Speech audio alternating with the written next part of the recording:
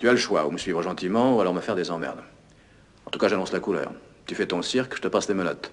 Tu ouvres ta gueule, je te baïonne, tu tentes de fuir, je te flingue.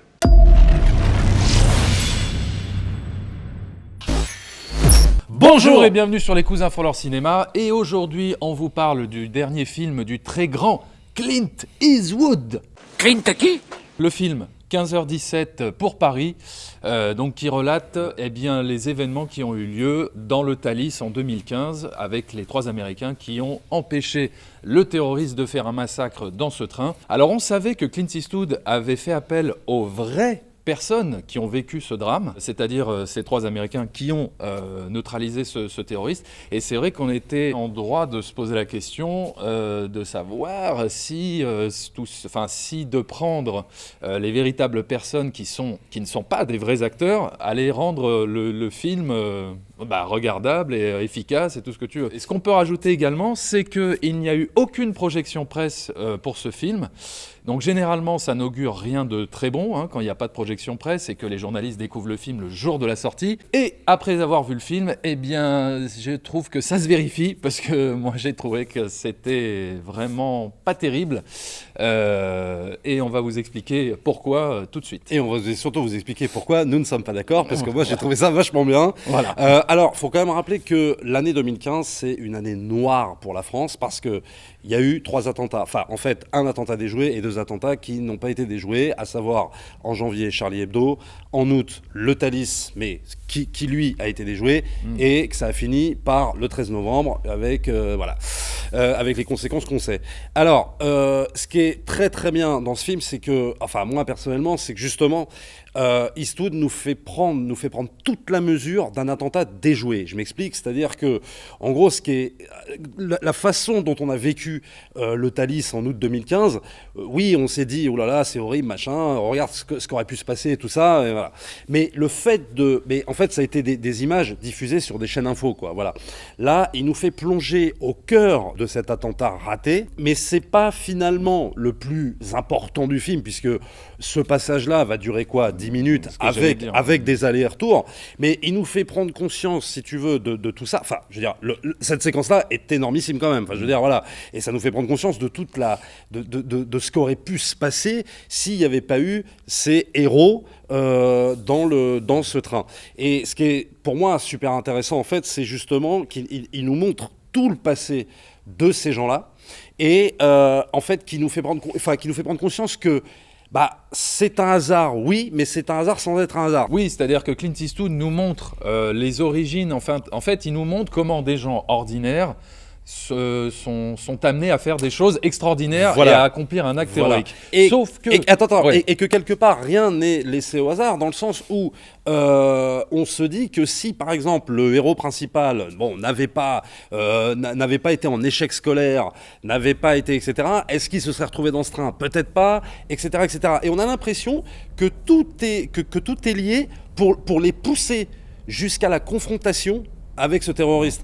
Et moi, c'est ça que j'ai trouvé assez formidable dans le film, c'est que, en fait, oui, il y a du hasard, et en même temps, on a l'impression que tout concorde pour que ça arrive à ce point-là. Personnellement, moi, j'ai pas trouvé ça très pertinent, que tout concorde pour arriver là. Je veux dire, c'est un concours de circonstances qui ont fait que, oui, ces gens-là se sont retrouvés là, et oui, par chance, c'était des Marines, des GI qui ont réussi à maîtriser, qui ont eu un courage fou de s'interposer. Mais je veux dire, franchement, moi je trouve que le film il a un énorme problème, c'est-à-dire que c'est un film qui oublie de faire du cinéma presque, et qui fait du documentaire. Enfin, c'est-à-dire qu'il a le cul entre 2 chaises. C'est moi ce qui m'a fait tenir dans ce film, parce que j'ai vraiment trouvé la première heure du film pas très intéressante.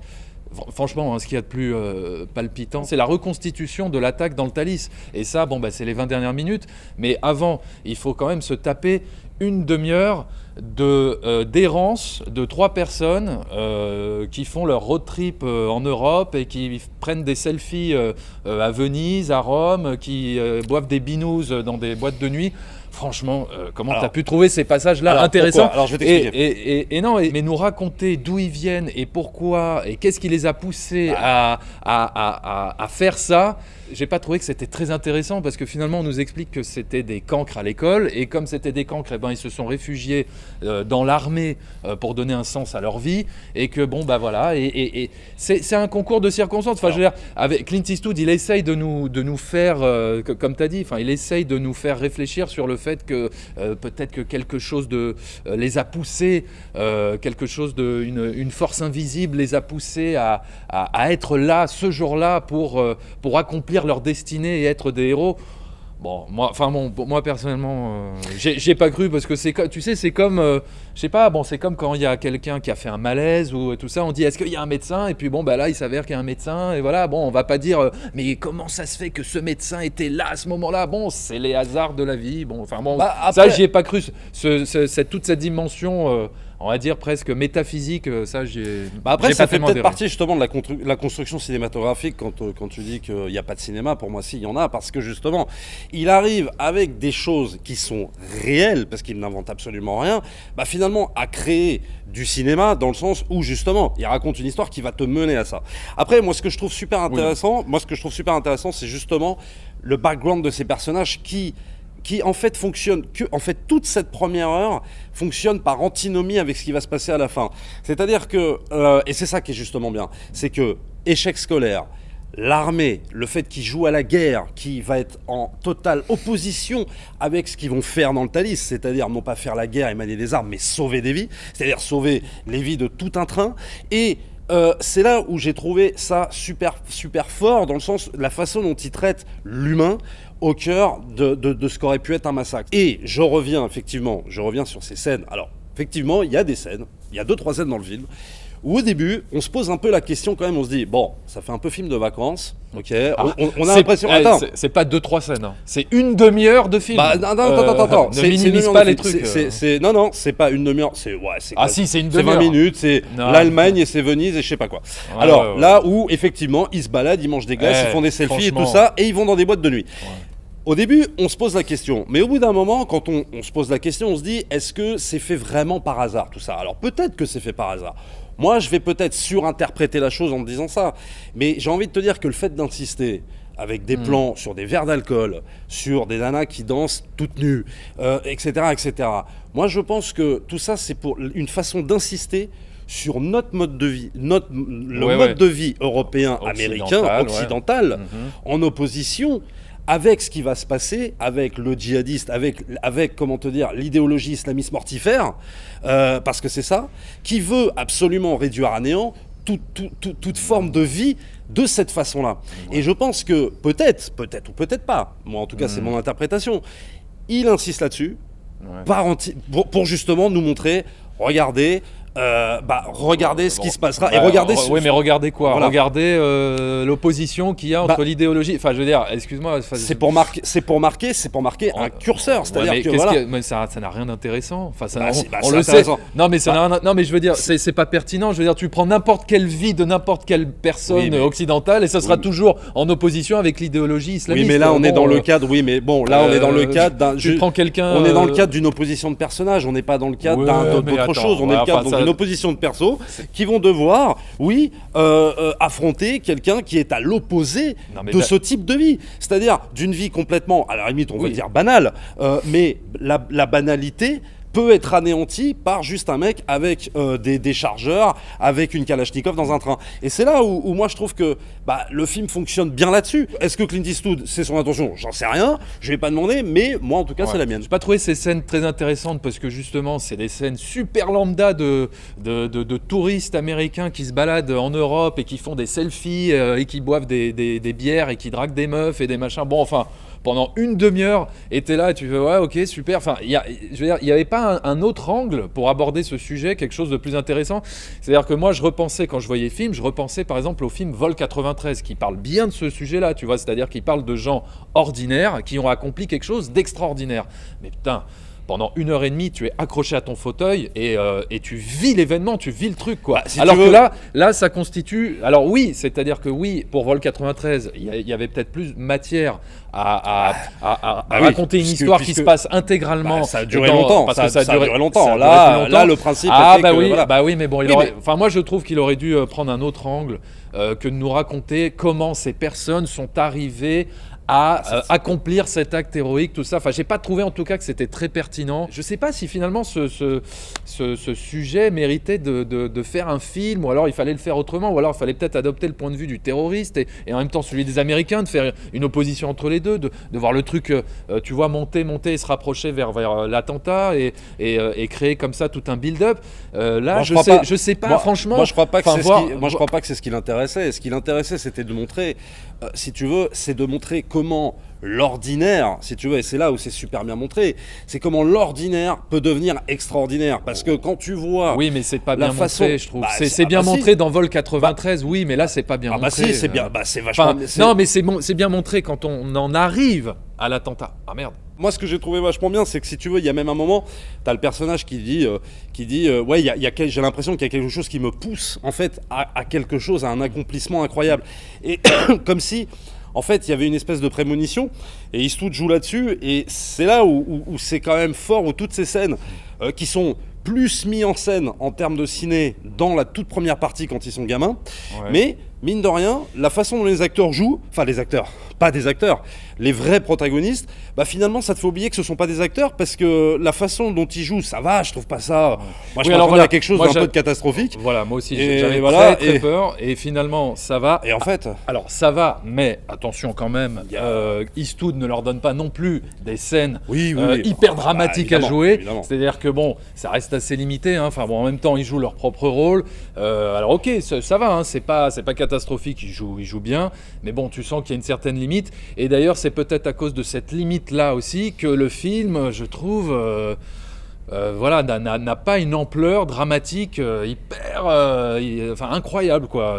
De part, je veux dire, le film, pour moi, est presque à l'image du jeu des acteurs, c'est-à-dire assez lambda, quoi. Et tu disais, oui, là, le personnage, à un moment, dit à son pote, oui, j'ai l'impression qu'il y a quelque chose qui me pousse vers une destinée, quelque chose de plus fort que nous, qui nous pousse, machin. C'est complètement gratuit que le personnage dise à ce moment-là. Ah non, c'est pas gratuit, pourquoi non, mais pourquoi à ce moment-là, il dit, j'ai l'impression qu'il y a quelque chose qui me pousse vers quelque... Non, mais pourquoi il se dirait ça? Le mec, il vit une vie tout à fait normale, il se balade, il est en vacances en Europe, il boit des bières, il fait des selfies à la fontaine de Trévise, et j'ai l'impression qu'il y a quelque chose qui me pousse vers une destinée plus forte. Par rapport à tout ce qu'il a vécu, c'est-à-dire son échec, l'échec de comme quoi ils étaient rien dans la ville de Sacramento, comme quoi... Oui, non, mais là, avant qu'il leur arrive ce truc du Thalys, qu'est-ce qui le pousse à réfléchir comme ça? Rien du tout. Mais c'est des fois des choses que tu sens dans la vie, c'est tout. Il y a pas qu'est-ce qui nous pousse, justement. C'est gratuit.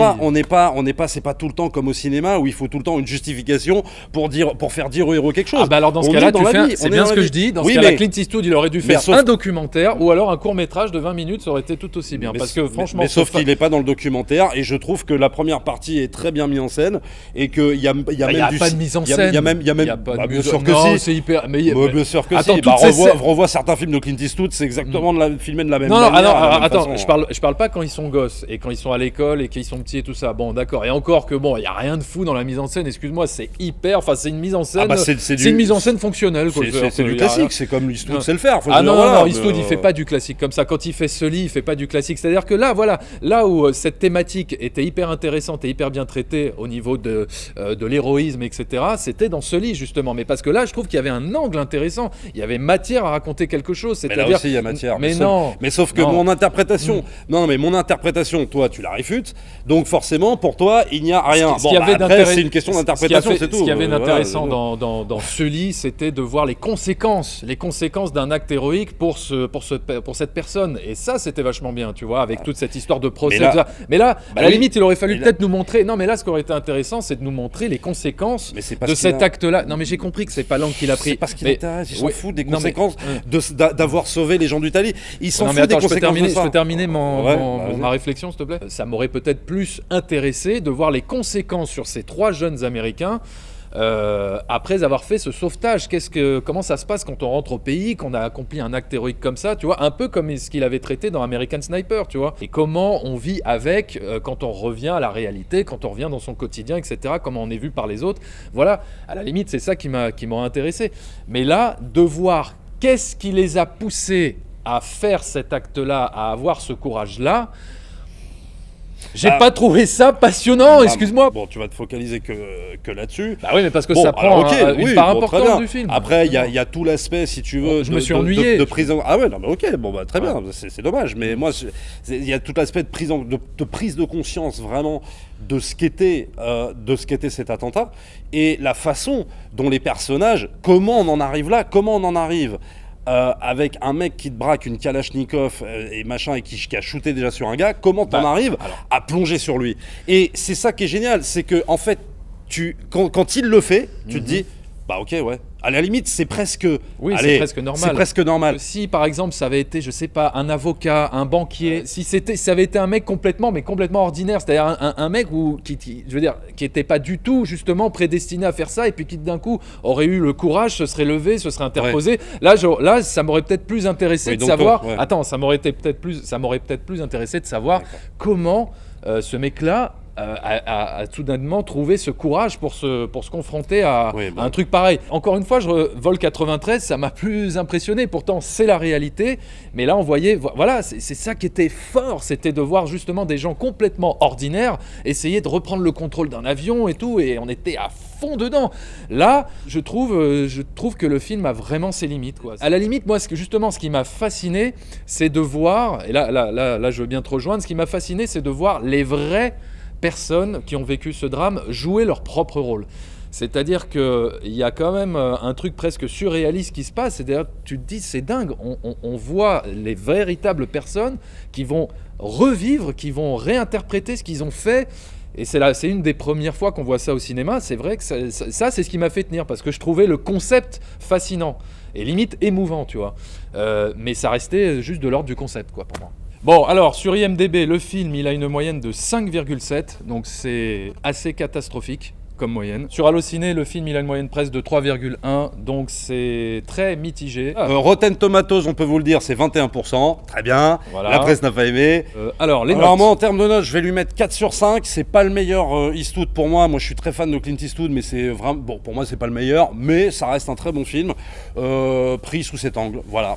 Mis à part les 10 minutes qui sont consacrées vraiment à l'attentat du Thalys, qui sont hyper bien reconstituées et très viscérales, et tout ce que tu veux, ça, il y a aucun problème là, on sent enfin, on va dire, du cinéma, de la mise en scène.